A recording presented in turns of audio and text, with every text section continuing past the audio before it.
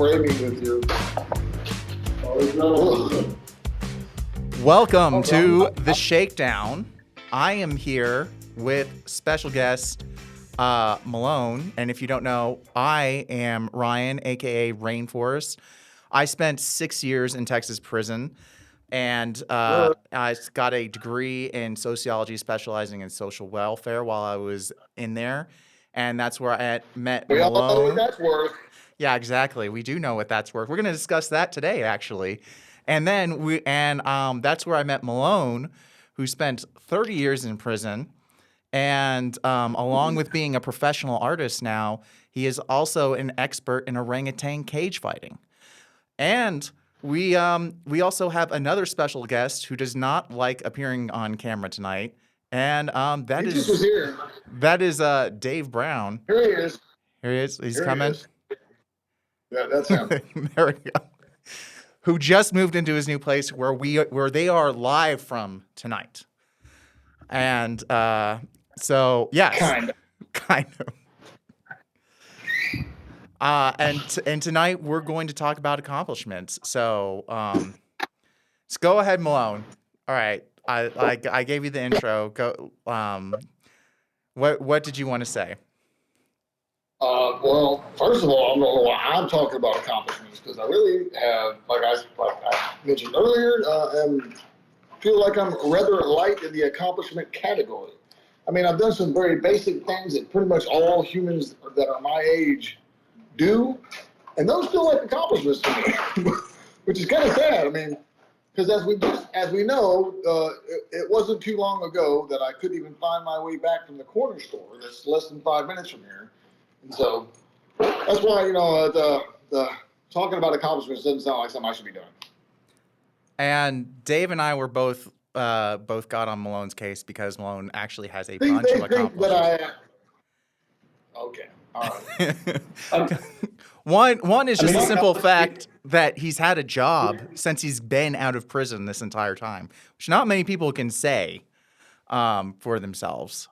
He also has an apartment. Oh, yeah. I still have an apartment. No, but when first walking out of prison, he didn't have to go to a halfway house or any of that shit. So. I will say that I was told by everybody in prison, whenever they would ask me what I planned on doing when I was getting out, and I told them, I'd like to get my own place, my apartment. They all laughed at me and told me it's impossible for me to get my own apartment, that no apartment will ever rent to me because of my, having been in prison. And I have gotten 2 apartments.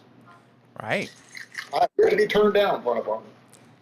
And so has Dave now. So that is pretty badass for everyone involved. And I've gotten a place too, which unlike you, did not get an apartment when I first got out. I spent the first part of my time out with my lovely mom. So yeah. And having survived that is also an accomplishment. That is an accomplishment. That is true. Yeah. Yes, surviving a Jewish mother is always an accomplishment. Miss Forrest, please don't take that. No, she knows this is what she expects when I talk about her. She's waiting for my Mommy Dearest book to come out any day now. Oh, come on. Can't be that bad. No, she's literally expecting it. Notice I'm drinking Monster. Oh, gosh. Out of a pink can. Notice on my new iPhone. That's right, Apple and Monster. The Shakedown is currently looking for sponsors. So if you are I don't normally write stuff, but when I do, I use a Sharpie. Nice. So, if y'all experience any surge in sales, and if you ever want to cut somebody, Benchmade is the way to go. That's going to hit the editing room floor.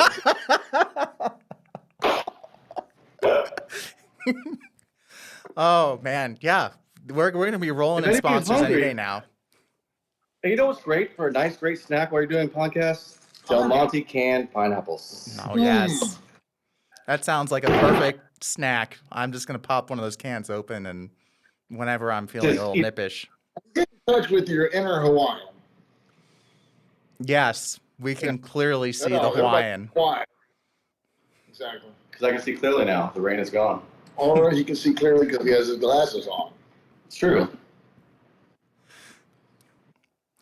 So, all right, so one thing we brought up too, you talked about Mo, who first off, the reason we brought up Mo was because before the show, which in the pre-show, which we will actually have little bits of that I can release online now, which will be fun.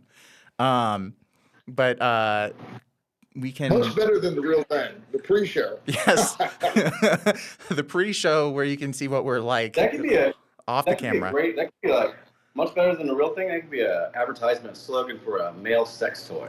Much better than Oh, that would be a great, looking for sponsors. That's, we can always go down that route. That's right. Oh. We are definitely going under the explicit header for this episode. So we're going to, so we talked about Malone he's become a professional artist since getting out, which was one of his goals. And, which is awesome. Oh yeah, one of my lifelong goals and dreams. Yep. In fact, he designed the shirt I'm wearing right now, the Warp Ranger hoodie that I'm wearing right now, that you can even purchase online and support Malone's hustle. How come we can't see your Warp Ranger hoodie? Well, you may not be able to because you're looking at a camera from a camera, but the audience at home can see the Warp Ranger designed hoodie. And awesome. That was designed, that was drawn by Malone and inked and colored in by yours truly. So so that is something as well. What was that, Dave?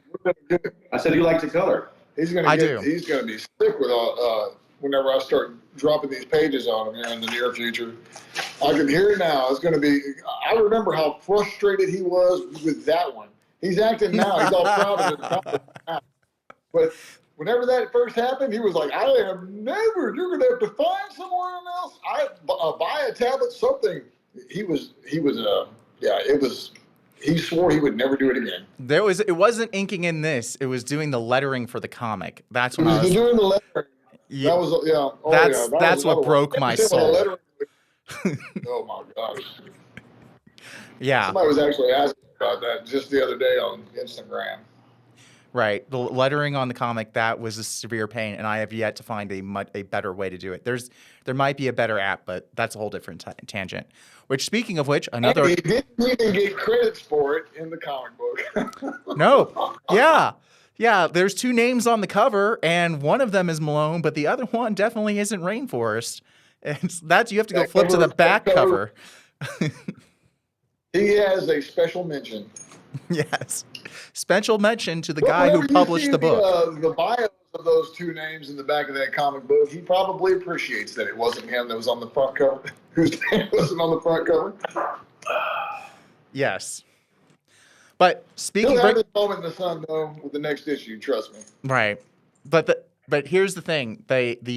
Speaking of accomplishments, you also, both of us actually, we had a table and hosted a panel at Fan EXPO, which... That was so huge. I felt like such a rock star during that. I've shown that video to people here, and they think they love it. Everyone who watches that video is super impressed, and they love watching that video and hearing about everything. And I can't wait to sign up. I'm gonna sign us up for at least 3 panels to do 3 panels at the next one. Which that's another thing we're gonna have a booth. 3, 1 each day. Which I think maybe you. I'm sure you guys have seen Home Alone and thought, how cool would it be? Would you mind turning down your phone, Dave, please? We're in the middle of a podcast here. You might be biting off more than you can chew. Maybe you might be disappointed with the outcome of that. I mean, I was shocked that anybody showed up at all for the first one. That might have been lightning in a jar, in a bottle, or whatever the term is. So one thing.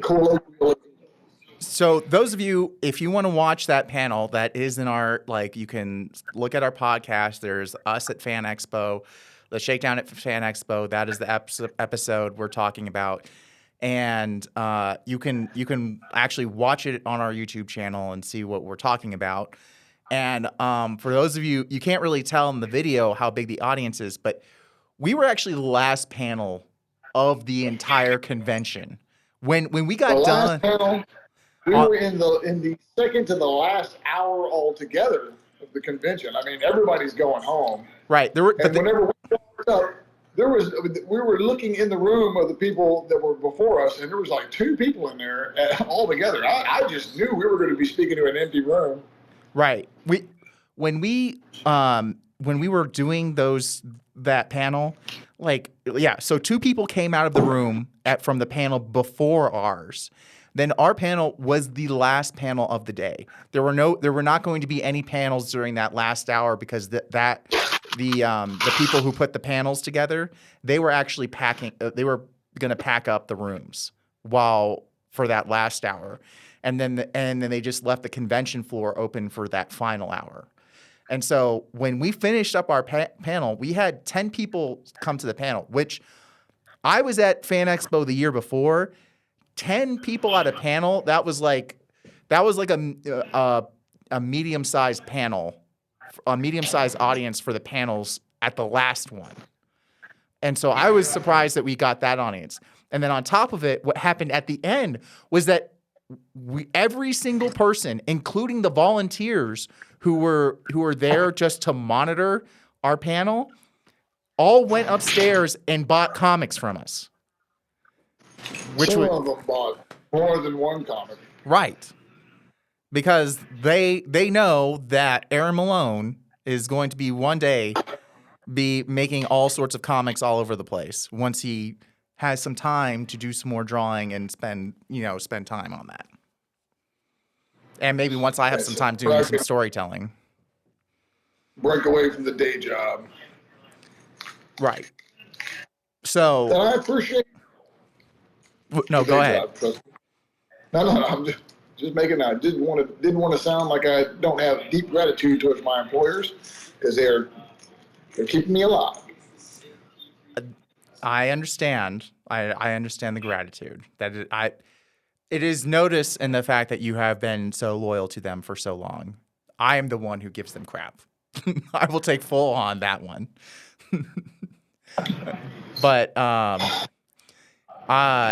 yeah, so those are some big ones. And then so what we talked about afterward, like Malone hasn't been able to be a professional artist full time, and he brought up that another inmate, Mo, who we had was in the Jewish community over on the Stringfellow unit. And what were you saying about Mo? Well, Can you get a job as an engineer? right. I'm saying that degrees, and so we were mentioning how people with all these fancy degrees and so forth consider that to be such an accomplishment. But I was debating whether or not that is such an accomplishment, considering how many people we know with master's degree or more that cannot find employment in their particular field. They have the paperwork, the diploma. They have the bragging rights of having accomplished all that, and they paid for it, but they can't do anything with it. So, is that really all that great of an accomplishment? That was coming on the heels of another discussion we had, because I mentioned that, how hollow the accomplishment is of just being gainfully employed, because really I'm leaning very heavily on a friend of mine, another guy that I was locked up with, and was also in part of the Jewish community that I knew for a long time, who was in a similar position to me. We were both locked up in the early 90s as teenagers, and he's helping me out. And I don't think I would still have that job at all, because I am terrible at this job. I am off. I would have been fired 20 times if it had not been for the fact that I personally know these people that own the business. And of course, Asian Dave then said, well, that's par for the course, because pretty much everybody that gets in positions in life generally does so through people they know, and not necessarily through their own personal merits. I mean, you can even relate it to prison. People in prison, like the people that have like, you couldn't get a job in the craft shop unless you knew Please come somebody. in over here in the camera, Dave, so that you're not just a disembodied voice. Everybody wants to see your pretty face. You're gonna have to get over here. Come on over. Come on, little fella, come on over here. Let's get my bald head right there. That's it. But he was saying that it's that way in prison as well, and he's to a certain extent right. I mean, prison Rainforest has some very firsthand experience with how you get jobs and how jobs are maintained and so forth in prison. And it's not to the merit of how well you do your job. It's generally because of how well you manipulate the people that you work for. Don't brew wine in the kitchen. That's all I gotta say.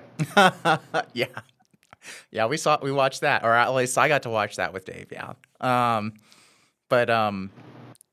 Yeah, no, I agree. It's a lot of it is not necessarily about merit. It's about knowing people, but also that is a skill. That is you got to know part of, like, they got to know you, Malone, too. You have to realize is they understood what type of person you are, and even if you didn't have the basic skills on whatever you're doing, they knew that they could rely on you because they got to know you.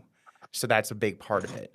And the other part of it, if Roger, my direct boss, the guy that's over, if he ever sees this podcast, he's going to laugh himself into a stroke whenever he hears what you just said. Anyways, keep going. Well, I would say that, and the other thing I would say too on that is that is about Mo. The thing I really wanted to say was about Mo. So you also brought up the fact that we don't know what people are in for, and I can totally attest to that. I don't know. I haven't looked Mo up. I haven't done my research on it. But what I will say is the stories I heard about Mo is the fact that he had gotten so ridiculously many DUIs. I did not see what happened. What the heck happened? Sorry. For those in the audience who don't know, Dave has some of the worst farts going on right now, and apparently they're really bad, and they are destroying Malone. I'm having to sit there and try to keep a straight face while this guy is just marinating me in mustard gas. Oh my God. I can't do it no more. I reached my tolerance. I'm 30 years in prison. You'd think I'd be able to tolerate some gas. Nope. Wow. No, you're not. And yeah. Even after Dalhart unit, where I was trapped next to a pig farm, and had to remember those nights tucking myself under the covers, trying to breathe. One well-timed fart will knock you out. I'm pretty good at that. It seems like. Horrible. I have accomplished making Malone sick, so I have achieved a goal today. Dave has another achievement other than his many achievements. I didn't realize it was going to be a goal or an achievement until recently, but it worked out pretty well. He didn't know how. It wasn't until he realized just how satisfying it is to disgust me to my core. I am such a child too. When it comes to farts. Just when it comes to farts. I'm not tethered to one particular place. I can escape them. Not this time. Oh God. Look what I found, people. Nice. There we go. Perfect. All right. Now all right. Let's get back to Mo because we're getting on our last 5 minutes here. But all right. Sorry about that. But what we were talking about, you were using Mo as an example because he is someone who has a master's degree in electrical engineering, and he couldn't use it. Well, he said he said he couldn't find a job in electrical engineering, and as he had to become a simple mechanic, which is something that you can, learn to do with a simple, trade. A high school diploma, High most school likely. diploma, right, does not require a high master's degree, Right. and that's what he did with his life. And this is the thing I'm going to say to that is that when I first went to school, I went to school for computer engineering, and which is half electrical engineering and half computer science. And a lot of people, what they did with their electrical engineering degree is exactly what I did with computer science, and actually electrical engineers, you had an even broader range because computer engineering was specifically for you were going to make circuits, like circuit boards or computer chips when you get out. But you were going to make a lot of money when you got it because not many people had that degree. And then on top of it, electrical engineers, they could work on like the government and everything. They're constantly looking for electrical engineers. There's all sorts of jobs that are looking for people with electrical engineering degrees. Now, Really? really, yeah. And the reason I was going to say that Mo wasn't going to find an electrical engineering job and why he was having issues with it was because of what people were saying was his issue, which is that he got multiple DUIs. And if you let him out tomorrow, he was going to go drink again. So, which he bragged about many times. So that's the reason why he had a hard time with employment. Like, that's the issue. I think that his original application, I mean, he actually applied for a job as an electrical engineer. At one point, I think he did have a job as an electrical engineer, but it didn't last very long. The company laid him off. They had too many electrical engineers. And after that, he couldn't find employment doing it ever again, if I remember his story correctly. It's not like he was drunk. I don't think that had anything to do with him. I don't think any of that had anything to do with him being drunk because he didn't have that record yet. It wasn't until later on in life, and he was already invested heavily into the idea of just being a mechanic because, of course, he eventually opened up his own shop. I've been laid off as a computer scientist, and I've been able to find work again. I got laid off in 2008 when they weren't hiring again. There was a hiring freeze at that time, and computer scientists compared to electrical engineers were a dime a dozen. There were way more computer scientists than there were electrical engineers at that time, and so I hear it's just like I really. Do you agree with Asian Dave's statement that most of these people that do have those jobs, it's a matter of not necessarily their merit or their accomplishment, but just who they know? Or do you think that do you think that it would pan out for most people if they so decided, okay, they set their heart on it? How many kids grow up and tell you, I want to be a marine biologist. I want to be able to, go out there and swim with dolphins or something and study killer whale behavior. I mean, and how many of them that get those degrees that go to college to become that actually ever get to do anything with it? I mean, there can't be that many people out there getting paid to be marine biologists. Well, I will tell you that it's a combination of two things, and this is actually the formula I've heard for success in life. And one is there's a large chunk. If you hear a lot of people who are really successful and famous and things like that, they will tell you the story they'll always automatically go to is their lucky chance, their lucky break, where they met this person or they got this opportunity opened up, and it was just by pure chance. It was no merit. There was no skill involved in it. It was just being at the right place at the right time. But the thing is that they had been doing the thing that they had wanted to do for so long and been pushing so hard at it for so long at that point that when that opportunity popped up, they were ready to take advantage of it. If you aren't ready to take advantage of it, then that lucky break means nothing. you won't gain anything from it. So it's a combination of the two. I'm not hearing that's a combination of the two because it doesn't sound like they're merit as in the skill that is associated with whatever field that they're trying to get into. It sounds to me like it's just more of the determination. But do you think? I mean, are you literally telling me you think that everybody that's employed, as a matter of, or the majority of people that are out there that are employed in these jobs, these big positions, are there due to some kind of lucky happenstance? So Just they were dedicated to it.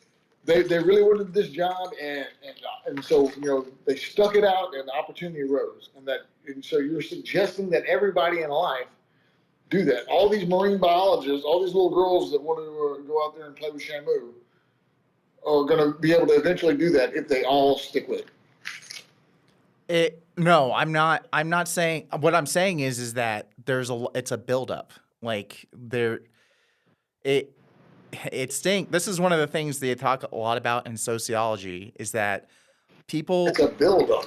It's a buildup of benefit. Answering my No, like let me. Combination of the two. Like it's Personally, So the reason you get to like someone well enough to get that awesome job is because you've already had, like, if you were born in New York City in Manhattan and you lived already, you're already immersed in this super connected group of wealthy people. So you're going to already have a bunch of advantages that other people don't have. And you're going to have connections just because you're living and was born in that area that people don't have access to. And because you're living there and you're around these people all the time, they'll get to know you, and then you'll get to see these opportunities that other people just don't even know exist. And like if you go, like one of the biggest advantages people say about going to an Ivy League school, it's not the quality of the degree. That's not the thing that's really the advantage. The advantage is the connection you make. Yes, it's the connections you make while you're there. Which I can see that. Which it equals who you know. Right, who you know. That falls in the who you know category. That's what I'm waiting on is for you to pick a side in this debate and stick with it. You keep on. You don't join a fraternity. You join a fraternity for one of two reasons. Vacillating between the two ideas. Either make contacts or because you're gay. One or the other. So.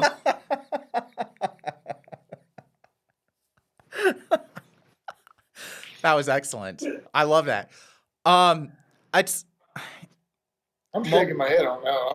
I'm scratching my head on that. I didn't get that joke. But Malone, there's because you weren't exposed to many fraternities, and thank goodness, Malone, because they would corrupt the hell out of you. That's so much better than I went to prison. Yeah, no. Well, I mean, there's a lot of gays in prison too. Right. There are? We have to wrap this up. Hear how Rainforest just laughed? I think you're right. Not with the sex you want, but it's the sex you're gonna get. I remember his fist bump too. He got that one fixed though. Oh my God. Hey Dave, come over here and let's show the world what Oh gosh. Listen. That's how he fist bumped.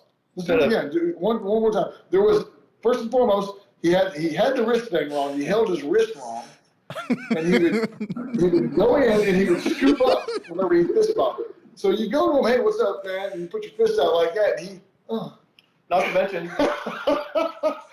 he had a disco yarmulke that was like fluorescent orange that just like glowed. That I stole from Hudson. That was great. That yarmulke screamed. No, that yarmulke was dope as fuck, dude. That so fit him because I mean it just looked so right on all that red head thing he's got going on with his skin. Oh my gosh, guys, was colors. We have and of course he never had to worry about getting shot while he was hunting. we have to wrap this up. This has been an awesome episode of the Shakedown. Thank you, everyone. Thank you, Malone. Thank you, Asian Dave. Thank you, all of our. We'll be more serious next time. Yeah, right. And thank you for all of our future sponsors. And good night. The Shakedown was produced at Longmont Public Media. And our theme song, Shakedown, was brought to you by Envato Elements. If you want any Shakedown merchandise, or you want to support the show, you can go to waywordpress.com. That's WAYWORD press.com.